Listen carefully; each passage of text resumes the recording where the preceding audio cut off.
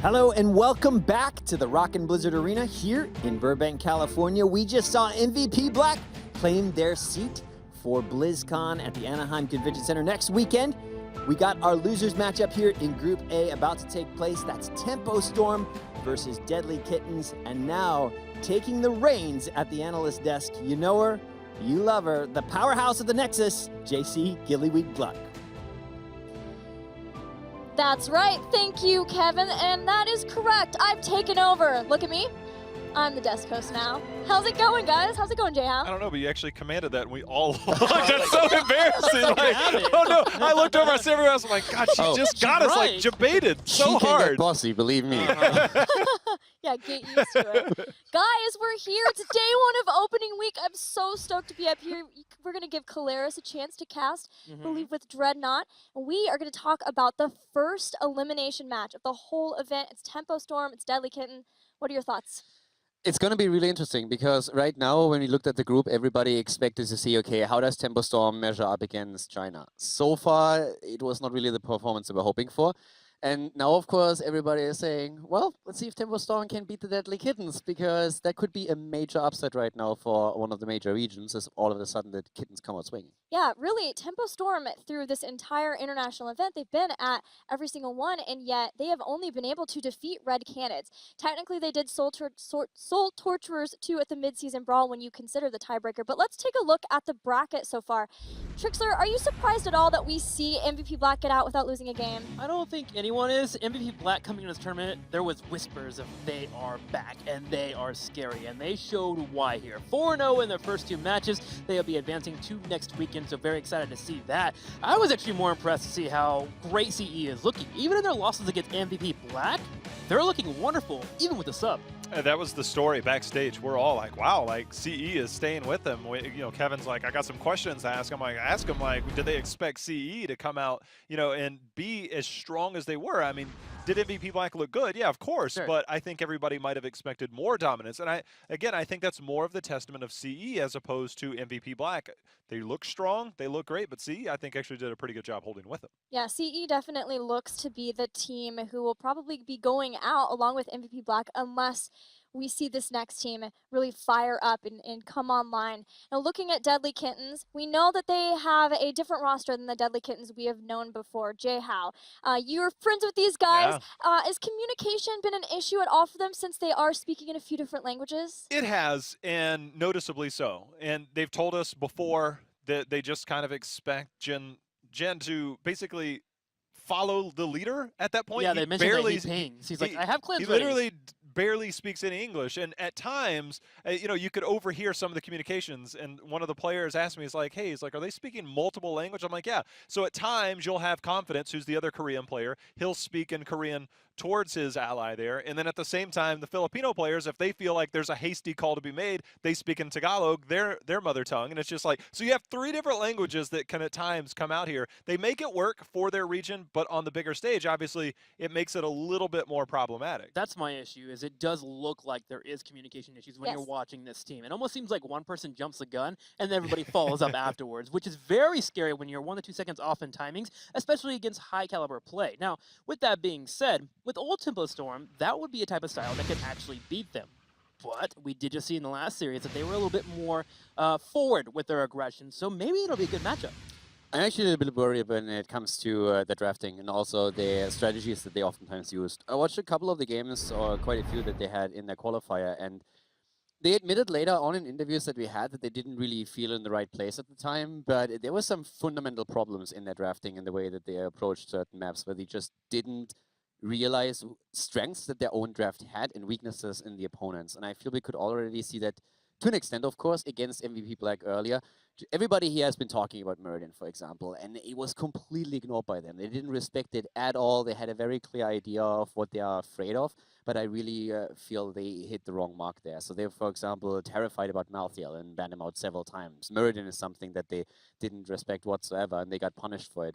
And we only saw a very small sample size, but this is something where I'm interested to see, are they going to change the MO here now heading into the next match, or is it going to be something where they just stick with the idea that they currently have? I will say this, when I was in Singapore, you talked about their poor drafting. They recognize it. Literally the very next I hope morning, so. I'm logged in, we're preparing, we're ready to go. He whispers to me, he's like, our drafts were so bad yesterday. He literally just like came to me. I never said a word to him. That's just a pop-up whisper. There's the pink text. He's like, our drafts are bad. I'm like, okay, is it going to be better today? Yeah, they ended up winning and claiming their spot here at BlizzCon the opening week. But I think maybe the recognition, as you said, could potentially, but it's a very short turnaround today. I was very happy when they said it in the interviews. Without being prompted, they immediately said, like, yes, our drafts in the qualifier were horrible. And I was just like, okay, cool, they know. So But that becomes the question, right? They understand and they identify that they need to grow, but have they had the time and the room to actually grow as a team? Exactly. Well, let's switch over to their opponents now and talk about Tempo Storm. Deadlykittens themselves have not won a series at any international event they've been at this year, but Tempo Storm has also struggled a lot. Even when they are dominant within their region in North America, it just seems like something happens to them when they get on land. Did you feel like that was happening again here? Or do you, Trixler, you were even mentioning that you felt like changes were being made. I talked to Keldor afterwards and he called me a bit of a Care Bear. Like, I feel like there has been progress here from what we've seen in the international event. I don't think we're seeing the confidence that we would normally get from them in the North America region when they're playing. Fair. But I'm seeing a movement, and that makes me happy. To what extent, though? Yeah, exactly. Like, is it enough? I wanted to be there. I wanted to hear what Keldor said, because I'm raising the same question here. The one thing that I find funny is that you mentioned how they are really excelling in their own region, then they come to an offline event and they start losing games. The interesting part is they lose always against their own region. So Yeah, they've been eliminated every event by a single North time, American exactly, team. by an A. Yeah. So they win online and offline, there seems just to be this blockade. And as you said, like, to what degree has that progress really been there? And I mean, I'm really disappointed by their performance overall. So I was hoping, when we're looking at North America, we're looking mostly at Roll20. They come in with a lot of confidence. They are the team that everybody says, okay, we're going to take this. Then Team Freedom. I wanted to see where Tempo Storm is right now, and currently I'm not convinced. Well, it starts with the draft. So let's get started for our first elimination match. We're looking at the Battleground pool for this best of 3. Tempo Storm banning Infernal Shrines, standard for them. Deadlykittens banning Braxis Holdout. And Deadlykittens has chosen to take us to Cursed Hollow. If I were... Or Tempo Storm. One of the teams has chosen to take us to Cursed Hollow. That is an accurate assessment, Gilly. But this is a very interesting pick for me, because Tempo Storm, if there's one thing that we've ever said about them, is that they have a very slow and methodical pace. They never really push the pedal to the metal half the time. They don't know, they're never really aggressive. But what they do is they play these long style battlegrounds that they'll eventually just wear you down until they eventually win. And this is a map that I see Tempo Storm, this is basically them in a nutshell. Tempo Storm is such an interesting team for me, because I have to admit that after the Western Clash, the way they performed, and as soon as they went out, I was just like, this team is done. This team is absolutely done. And then in the season, they come back, and it really impressed me how well they came together at the boot camp when they were saying, hey, we are going to fight for the playoffs, and we are going to make it to BlizzCon. And before all of that started, I said, there's no way. All of a sudden, they really show up. It's a completely different team. There's synergy again. There's aggression. They take opportunities. And I was really impressed. I really loved it. But I didn't see that in the first game they played today. If they can show that now, I think they will take this. But that's the one doubt I have. One has to wonder if it's a mentality issue at this point. When going to an international event, I mean, 3 times in a row they have failed. This is their Psyching 4th time themselves here. out. Yeah, exactly. Are they getting to a point here where they don't have the momentum that they can get in their own region? And can they find a way to break through that? I think, luckily for them, the Deadlykittens might be a matchup that they can win here. So we got to see them break through now. I want to give you one small tidbit before we get too deep into the draft, because I was talking to Deadlykittens, and they have a hero that Ooh, they've insider referred info. to. Okay, here. They as- have a hero. But that's the thing, is like, I know who the hero is. I'm not going to tell you who it is. But if it comes up, don't be surprised, because they literally refer to it as Weapon X. That is Weapon it's their X. code word for if it's the right moment. They It's- wanted to pick it. They wanted to pick it. It's It might Nova. happen. It's good to know that they have a code name for Gazlo. Well, here we go into game 1. This Okay. is a best of 3. This is the best of 3 for these teams because the loser is out of this event. I want to see what kind of priority Tempo Storm now has for Malthael, because it's a hero that in It's an always high for them. Exactly. Like, overall, I would expect it. They changed it up already a little bit with Genji and Mirrodin here, which I actually like. But overall, it feels that North America, especially compared to other major regions, is currently prioritizing Malthael more than anyone else. by no means is he a bad hero, but for them it oftentimes was such a high priority that other regions and teams have now started to even ban it immediately against them. I wonder now, with Genji being a high priority here for Tempo, Deadlykittens loves the double support. We have a big battleground. Maybe Brightwing becomes an early pickup. We've seen a lot of strength from her, deals with Genji very well. Brightwing is absolutely fantastic in a really good spot right now, to an extent where I personally ask myself how much Keely paid the development team to make that change happen for BlizzCon. It's always I plead something. the fifth. Cador's always thinking about bribes and all these mysterious, like, conspiracies. Because Brightwing has bribed There's no way Trixler. they can enjoy Brightwing being I played. have my conspiracy theorist in Dreadnought. You have yours in Caldor. That's, oh my gosh, man. Some of the things this guy says in the car ride home. I just want to check out for the day. I remember our car rides had back an in agreement. Taiwan. Trixler Yeah. and I talked about Rexar and Artanis. I don't even know what you guys talk about. You know that I can go that deep, too. I That's know, how far right? you can tell me. ETC and Sonya picked up strong front lines here for the Deadlykittens. They are intending to bring the fight to Tempo Storm. Yeah, so we talk about Brightwing for a couple of reasons, as we are now having, of course, ETC and Sonya in. But just ETC and Sonya add another reason why Brightwing would be a good choice here. If you have Genji and you combine Brightwing with a double support composition, you can really, with Emerald Wind, create a lot of opportunities once that Genji makes the commitment. But right now, you also have her as a control tool against Sonya once that Whirlwind starts, or ETC. So I would really love either a ban on the side of the Deadlykittens against her, or a pickup on the side of Tempest Storm. I really feel that she would fit even better into the draft now with what we are having here. I know the meta's sped up a lot, but still, with Uther still floating around, could that still be an option available for the Genji if they were to leave that up? I think it's high probability. Yeah, I think Yeah. I'd rather ban that. The biggest thing is with Double the support. The double support thing. One of the biggest detriments to a Rhaegar in the backline is, like, no matter how much protection you have, you get a Genji, you get through the Rhaegar, he's burning Ancestral because he knows he's about to die, and then he's out of the fight. And generally you can get that early kill and then just start to roll from there. You can definitely play with a double support on the side of Tempo Storm if you want to here. You already have with Muradin also another great engage, of course. So keep in mind, when we're looking at Genji and Muradin, with the old idea of Muradin, you would more so, you don't really expect him to be that guy that jumps way deep into your backline, but that's the change that we now are in because of the recent patch. 116 is hit. With Genji and Muradin, you can get massive commitments with super aggression into the backline, and no one is safe there. So that's one of the things that Tempo Storm could also spec in. Hyper mobility and try to just like completely drive the fight with momentum. The further point about that is that if you do go in, you've got an ETC, you've got a Sonya, you need some type of cleanse, some type of protection at that point. You could even go Hand of Protection, plus you have the Divine Shield. So you have like that double form of protection to really enable that, plus the added armor once you hit that wave of light in there. So we'll see what their thoughts are as we're now through all of our bans.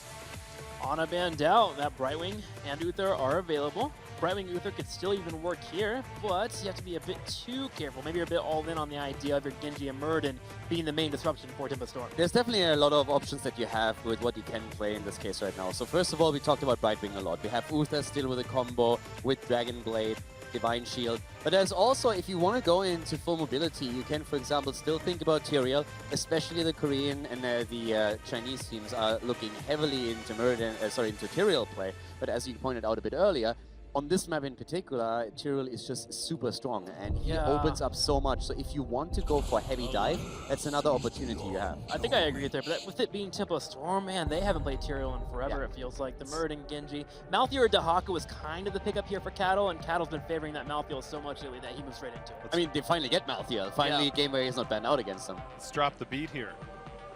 I think Lucio, natural counter towards Malthael the minute that goes out, as well as Genji to really try and survive that burst. Once you can get through that initial burst, it will really help. NSJ, of course, going to be on the gray main per usual. Now, guys, with Tempo Storm, Brightwing is still available if they want to go that double. In the 3 of the 4 games after Western Clash, they had Genji in 3 of those. The other one was banned out first ban.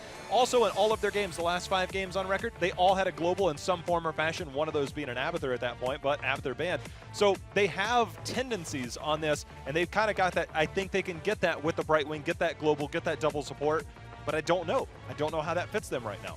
Could they run solo support here and just go for a range? I feel like they could pull it off, but it would still be quite difficult. We've seen so much double support from them and a majority of the teams, honestly. To be honest, I really like what we're having on the side of the Deadlykittens now. If Lucio drops the Sound Barrier just in time when Malthael drops his own ult, it's going to be extremely difficult for Tempo Storm to get anything done with this setup here. So the tools that the Kittens have are amazing. If they use them right, Tempo Storm is going to be in trouble. The scariest thing is that in game 1, or in our first series with MVP Black, we heard the beat getting dropped, and Muradin, as you alluded to, now a threat when he dives in. He hit the heavy impact, stalled out, dropping it. He interrupted the channel, and at that point, that fight really turned because they didn't have that. It goes on a 10-second cooldown. Stop the beat. It stopped the beat.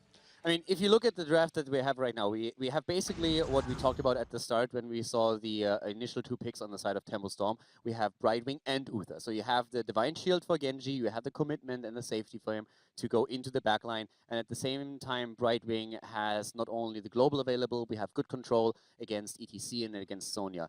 What I'm really worried about is outside of the Divine Shield Dragonblade, the kill potential for Tempo Storm, because I think that the Kittens have a great draft, and if they manage Malthael, then they should be in a spot where they can deal with them. Gilly, I'm curious. What do you think here? Is this something that Tempo Storm can win? This is something that Tempo Storm runs a lot. In fact, you guys were hypothesizing what was going to be paired a lot with the Genji. Definitely thought that that would be Malthael to go with it. They like running that heavy melee style, putting them together, Tormented Souls as the setup, and then Dragonblade to come in and as the finisher. And for them, they like running it on this battleground. Sometimes they even bring in an Abathur. But because Lucio couldn't be banned out, because Lucio got through, I am just as concerned as you guys are about Sound Barrier and how effective that Tormented Souls is going to be, because Caterpillar struggled a lot with his Tormented Souls in the last series. I want to see, because the priority target when you jump in as Muradin will be the Lucio. One thing that you can do, whether it's jumping in as Muradin or whether it's going to be Eing in as Genji, you come in, Emerald Wind, splits. Because it hits, it counts as like that minor interrupt, that minor stun. You also have the heavy impact now, which is far earlier in the game, makes your team fighting at level 10 and beyond very threatening. I think that's going to be a high priority, choosing those opportunities. But timing and communication, as one of our key points that we talked about early, are going to be a very, very heavy emphasis, I think, this game. Well, guys, our casters are ready. Greymane? Yeah, I mean, Greymane is also going to be a huge threat. And it could be to an extent where if Muradin gets too aggressive, you can actually go away from go for the throat for once, drop into the bullet, and you have an ETC slide after Muradin jumps in, and you can try to burst him if he plays too aggressive. But Greymane in the setup, if he plays well, I think that's a huge threat to Tempo Storm. Well, let's see how Greymane and everyone does in this elimination match. Let's head on over to our caster desk. That's right, as Gilly mentions here, it's the most important series for these two teams going into their 2017 careers if they want to continue their hopes on in BlizzCon. Of course, Kyle is here with Dreadnought to bring you all the action from this series. And Dreadnought, I'm extremely excited to see how both of these teams are going to try and approach their last chance. I completely agree. And here with the draft of Tempo Storm, I feel like the NOSS put it perfectly here. It does feel like it's going to be a tall tale, them sticking to their guns, sticking to what they know. And the question is really, is it enough to be able to even overcome an opponent from, a non-league region like the Deadlykittens? Very important, as we're getting into the game here in just a few moments' time to find out who's going to be able to keep themselves alive. And for Tempo Storm, they have not necessarily a lot of weight on their shoulders because North America seems to be well represented here in Roll20 and Team Freedom. But for Tempo Storm, they were the kings of North America for a long time. Has that time passed? I think it has. And I feel like this series is really going to be the thing that locks it in, the nail in the coffin for Tempo Storm. But to kick it off, in the blue here, we have Deadlykittens with that Jinwoo on Rhaegar Confidence repping the Lucio. We're going to have Enavir on the Sonya. Sonya is such a high impact hero throughout the meta and this tournament. And last we got NSJ on his Greymane. Oh, we got stronger on ETC. I can't count to 5. Caster Math already nailing it. All good. Onto the right-hand side. It's Tempo Storm. June going to be representing Uther. Fury will be on the Muradin. Next up, Chthonlok will be playing that Brightwing.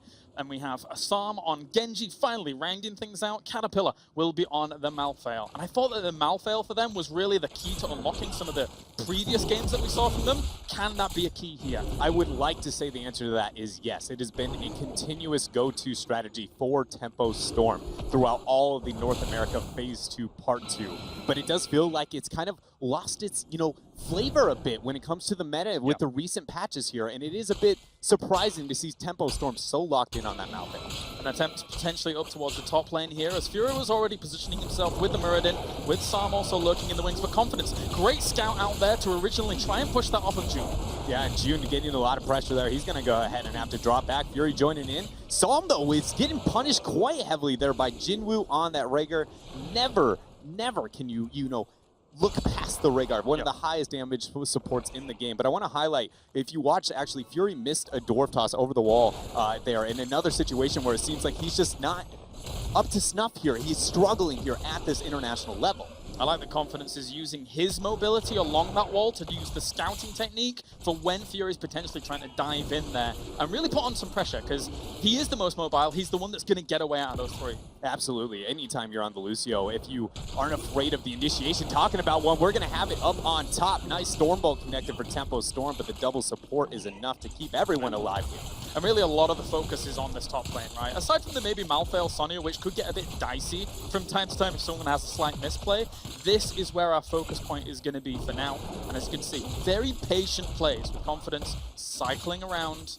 Well, Muradin's constantly actually gone down towards mid now whilst Brightwing repositions. Yeah, and this is because those Giants are about to come online. Malthael's looking to drop on back. Tempo Storm seems to be mirroring that kind of transition with Greymane and Rhaegar. Ultimately, up until we find the tribute spawning anywhere 215 and later on, we don't know who's going to gain the upper hand. No team has a major global, no team. Well, I guess Brightwing would give Tempo Storm a slight edge, but ultimately she doesn't push that hard to necessarily justify going a large advantage for Tempo. The one attempt that you can try and get to equalize that on Deadlykittens is Lucio, but it's much slower. It's fast. He's a fast guy. Oh, yeah. He's pretty quick. Yeah, he's pretty quick, but not quick enough. Here comes the tribute to start things off. Not too bad for either team because we have the 3 in each position.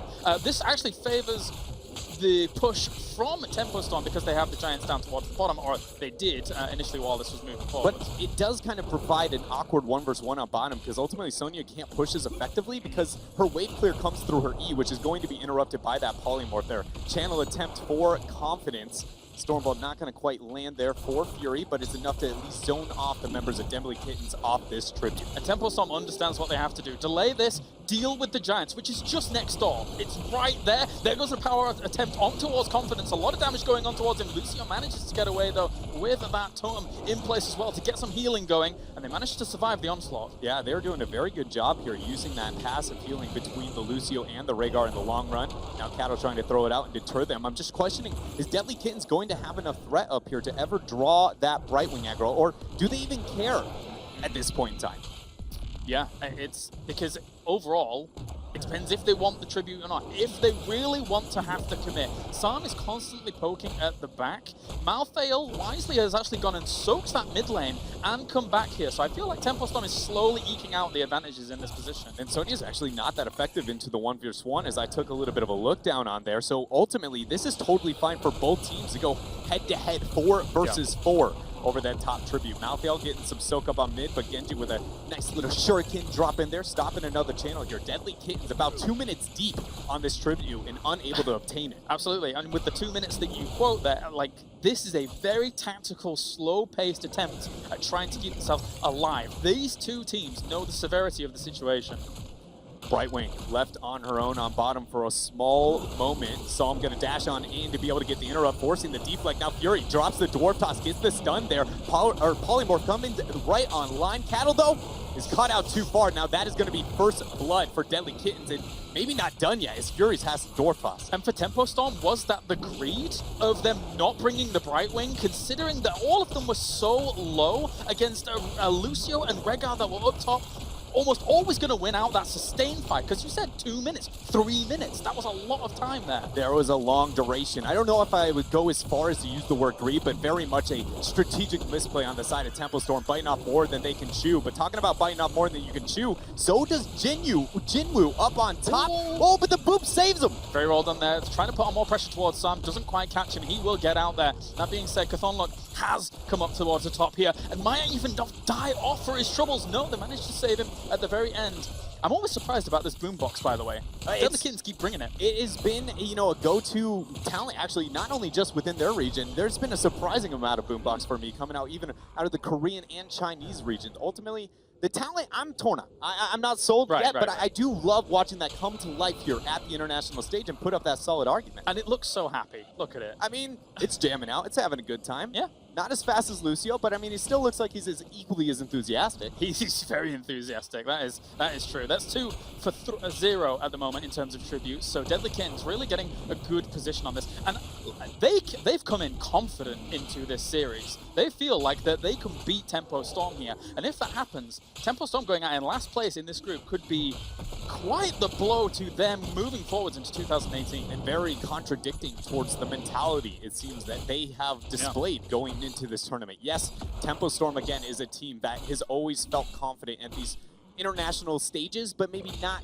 performing at the level that we expected of them. But again, this one has been a different one. For some reason, BlizzCon and the HGC Finals seems to be like, maybe they have found the true key to overcome the struggles they have had this year, but right now, it is looking like that is not the case. Cuddle at level 4, going for Die Alone, kind of gearing up for the potential of him ended up in like one of those 1v1 situations, or even just on the outskirts of a fight, looking for more damage on that. Cuddle does not manage to grab that. He's pushed away by another form of cattle as ETC is able to just get him out of there for the moment. And with Brightwing joining in on this, Sonya's going to have a fine time getting the split push up on bottom, meaning Deadlykittens forfeit up the tribute, but again, they are just one tribute away to finding themselves to keep nothing to worry about at this point.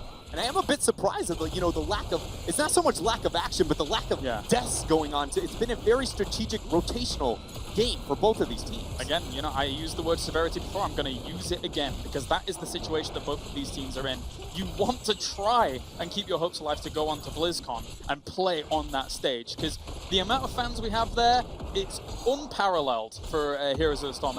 It's brilliant. Still to this day, the most powerful moment I've ever experienced is being on that stage, the ground shaking, and people cheering for not only my success and my failure, but it is without a doubt something that I will never be able to relive, and I wish I could about every single day. That is what these guys are playing for. So Dread 2018 Pro confirmed. As this cattle for Stronger, going to be attacks here to begin things. NSJ trying to come in on towards Sam though. He should be able to get away with the Brightwing shift in, and the dash away is safe for now. Very close.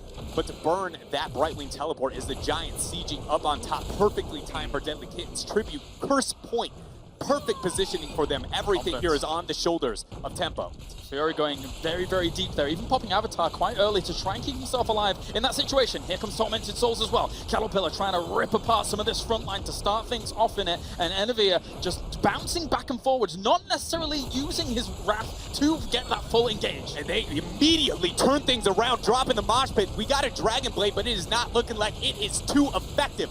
Beautiful Emerald Wind hitting all 5 members of Deadlykitten, but when it's all said and done, they are significantly ahead of Tempo Storm, rounding the 13 talents here and a curse. Tempo Storm's going to be Tormented Souls if they're not careful about this. That was 2 members dying off with the potential for more there, as Deadlykittens were able to turn that situation around with what I consider to be extremely good patience. Absolutely, and it's paying off as you see in our picture-in-picture, those Giants nearly securing the top forts. Now the boss, a curse, and 13 talents here. Tempo Storm seems to be crumbling under the pressure of Deadlykittens. They're going to stall out once more, trying to deny this curse. Not a bad attempt. Sam just trying to get out of position of NSJ there. He's just putting some pressure on. Cattle now going to try and put some pressure on against Enavia, but he was cleansed. He's going to be pushing forwards here with that spin to win as well, and he might end up going down. Psalm not able to get that reset, so Tempo cannot even move in any farther, and I hate to break this to you, Kalaris, but Confidence was channeling the tribute the entirety of that skirmish. That was effectively a 4 versus 5, and Tempo is still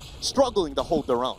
Deadlykittens here really bringing a strong performance to this first game with 3 tributes to 1, and that boss is pushing during a curse, and it's on full health. They're taking their Giants. Also, another nail here in the potential coffin if Tempo Storm isn't able to rectify the situation. Those top Giants that started out long ago have found themselves all the way to the keep, drawing the Brightwing up to try and rid of that. But now the keep looking to break the base, walking into the keep here for the members of Deadlykittens. They walk in, Tormented Souls drop there for Kato. They're going to dive right on past us to try and force the fight. They need to do something while that Tormented Souls is up. And now that they haven't got any kills off of that, here comes the Divine Shield as well as that shield from the entirety of Lucio, trying to keep them all alive. They're outlasting all of the damage coming towards them, but they're very clumped up right now. If they're able to get one reset, but no, the Mosh, they're able to turn this thing around. Deadlykittens busting out the claws, now rounding a almost 4 level lead. 3 members of Tempo dead, and they're on to the core. There were 2 phases in that fight, and they were not able to get kills during Tormented Souls. They were not able to get kills during Dragon Blade, and that is gonna mean Cord. Deadlykittens come out with a blistering start here, going up against Tempo Storm. My goodness, Colaris. Tempo Storm and Deadlykittens. It is just, what a series already. I did not expect Deadlykittens to bring this type of fight up against them, and the fact that they were able to so calculated with so many of the decisions that they were able to make from beginning to end of that. It was just really well done. That was an 11-minute Cursed Hollow. The everlasting sustain there that we saw from Deadlykittens was extremely powerful against the 2 big moments in those fights. If you can't get kills during those very high impact heroics, when are you gonna get them, Dread? I mean, I feel like we just saw the answer is you, in fact, are not going to be able to pick those up. The Malthael, the Lucio situation, we have been talking about it, and now it feels like the only thing that sits on all of our minds here is the Malthael still the go-to? Is this Tempo Storm sticking to what they know, going to hold up, even when they are 1 game away from being sent home? Could be a repeat, situation, unfortunately, for Tempo Storm here. Not really living up to people's hopes in the North American scene, but of course there are still other teams here representing North America. We're going to head over to the analysis desk to see what they think about game number 1. Deadlykittens are 1 game away now from pulling a Soul Torturers and eliminating Tempo Storm from HGC Finals at BlizzCon. Calder, what'd you think of that game? I think you have to be careful how I phrase this because... Trickster, what'd you think of that game? I mean, I'm Thanks for the frustrated. save. Honestly, I'm watching this Malthael gameplay, and I'm wondering why there's never an engage. There's never a threat. I mean, Claire's nailed it on the head in the commentary there. Whenever you have this composition where you have to overrun your opponents, you have to engage at some point. You have to go for the steamroller tactics, and that never happened. We saw Cattle drop constantly Tormented Souls and float around the side, kind of like peacocking a little bit, like, I'm a bird, look at me. But if you want to be a bird, pick someone that's a bird. Quit picking Malthael. It's very frustrating to see that they're not actually going for the dive engages when they pick a composition that needs to get on their opponent. Let's just put this into perspective for a moment. We just saw a non-league team defeat an HGC league team. Caution. With a 4-level lead and 7-0 kills. That is insane. Yes. I want to frame it because I felt there was a few really bad macro decisions on the side of Tempo Storm. It was 12 and about a sliver away from 13. They decided, all right, we know that they're on boss. Maybe we come down and poke around the tribute. That came back to bite them. And then all of a sudden, you have the push in there. The tribute's going to be there. And Deadlykittens actually played that really, really well in the sense that you could hear them screaming, don't cap, get boss, get boss, get boss. They got that. And then Tempo came over, instead of soaking, instead of doing anything, playing a more cautious approach. It's an early enough boss to where, despite the fact that you have a curse against you, it's somewhat salvageable. But the minute you start making the aggressive poke calls because you have the mobility and things like that, and then it turned really hard, going into a choke point, ETC making the plays, it just seems like they were way too confident what they were doing instead of recognizing the situation, recognizing the enemy team comp, and it just seems like they became so laser focused. They just had tunnel vision of we're fine because of maybe the top tribute. They poked it for 2 minutes. It was really difficult to watch them on those last few minutes of that game. Yeah, 3 games in a row, Tempo Storm has fallen behind in the early game. They tried better to at least keep up in the macro game with their globals, but unfortunately for them, it just did not work out again. They lost a